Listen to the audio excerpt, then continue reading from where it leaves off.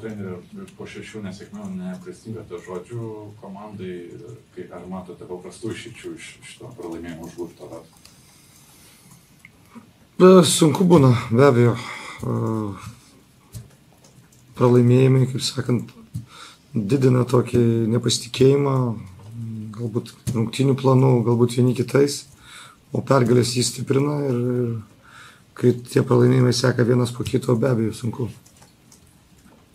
Dar treneri, iš manęs dar vienas paskutinis, baigėsi metai, šis mėnuo 6 pralaimėtos rungtynės, bet apibendrinant bendrai galbūt šį mėnesį, kaip galbūt jūs pats kaip treneris jaučiatės, išgyvenęs tokią, sakykime, karuselį ir pralaimėjimą ir visi tie užkusiniai dalykai, taip sakant?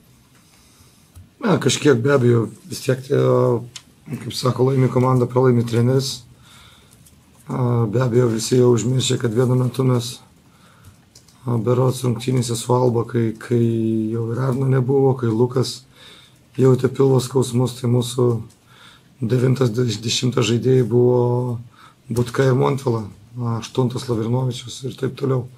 Taip kad tas irgi prisidėjo prie šito. Mes nesugebėjom su to susitvarkyti. Ir manau, kad pavėlavom su papildomų žaidėjų pasirašymu ir tas mums kainavo daug pergalių.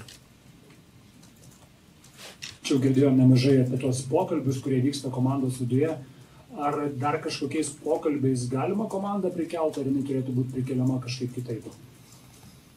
Manau, kad jau gana nemažai pokalbių buvo. Turi būti veiksmai. Arba turi būti pergalės, arba turi būti kažkokie kitokie veiksmai.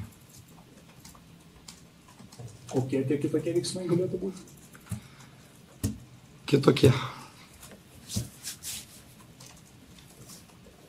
Treneri, ar apie tos kitokius veiksmus kalbant, ar apie jūsų kėdės klausimas iškilo jums pačiam galvoje? Nenoriu šitą klausimą atsakyti, turbūt paliksiu ateičiai.